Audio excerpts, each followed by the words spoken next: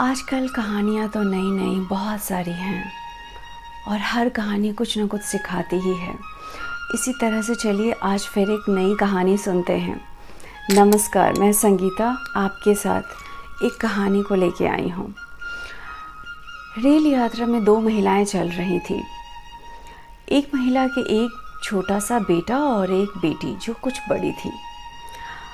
तकरीबन 5 साल का बेटा होगा और लड़की 8 साल की होगी।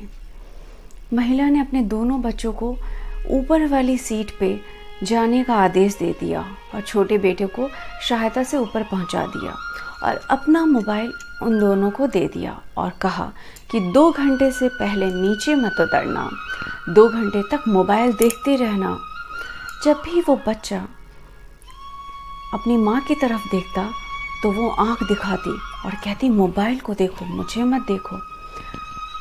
पहली महिला सब कुछ यूं ही देख रही थी तो दूसरी महिला ने पहली महिला से कहा, ना मोबाइल दो तो तंग कर देते हैं, पढ़ने नहीं देते मुझे।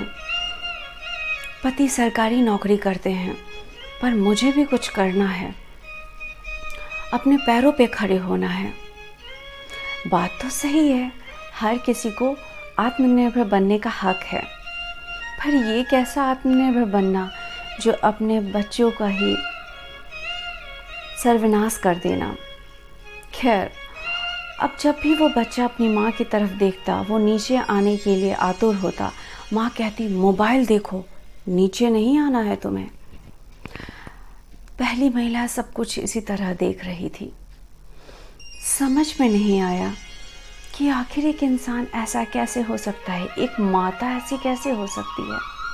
अपने बच्चे का भविष्य, बच्चों को पढ़ाने का समय है, उन्हें अच्छा लालन पालन देने का समय है, उनसे प्यारी बातें करने का समय है।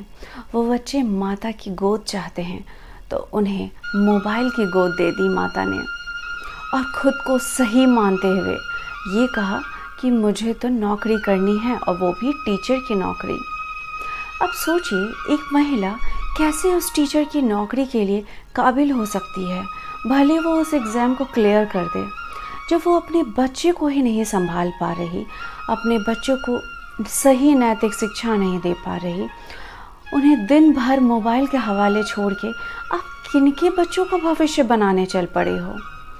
पूरे देश के बच्चों का भविष्य बनाने का ठेका आपने लिया तो आपके बच्चे किसे बनेंगे, कैसे बनेंगे। आपके बच्चे भगवान भरोसे हैं और आपको पैसे की ज़रूरत है या नाम की ज़रूरत है या घर से बाहर निकलने की ज़रूरत है। सोचिए ये कैसा जीवन होगा आपका।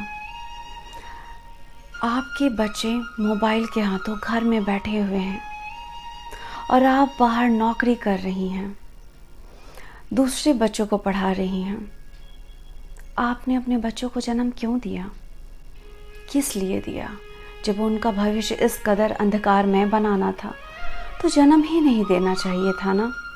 आपको पता है ऐसी माताएं जो भी कर रही हैं कितना बड़ा पाप कर्म कर रही हैं वो, और ऐसा करके उन्हें क्या मिलेगा। एक समय ऐसा आएगा जब आपकी हड्डियों में जान नहीं बचेगी, आप बूढ़े हो जाएंगे, तब वही बच्चे बड़े होकर भाव शून्य हो चुके होंगे क्योंकि उनके अंदर किसी तरह का भाव प्रेम नहीं होगा। आपको उसी मोबाइल के सहारे वो घर पे अकेले छोड़ के चले जाएंगे बहुत दूर और आप रह जाएंगे अकेले। इसलिए पहले जिन बच्चों को आपने जन्म दिया है उनके लालन पालन का अधिकार जो आपको परमात्मा ने दिया है उसका पालन तो कीजिए, फिर आप करिएगा किसी और का पालन।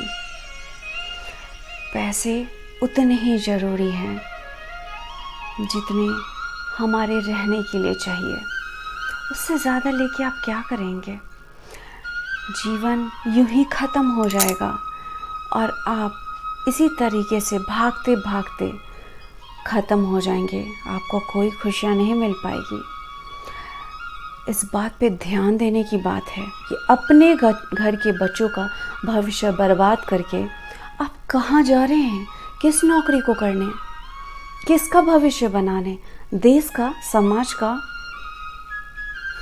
किसी का नहीं। ना आप अपना भविष्य बना रहे हैं और ना ही अपने परिवार का और ना ही अपने बच्चों का।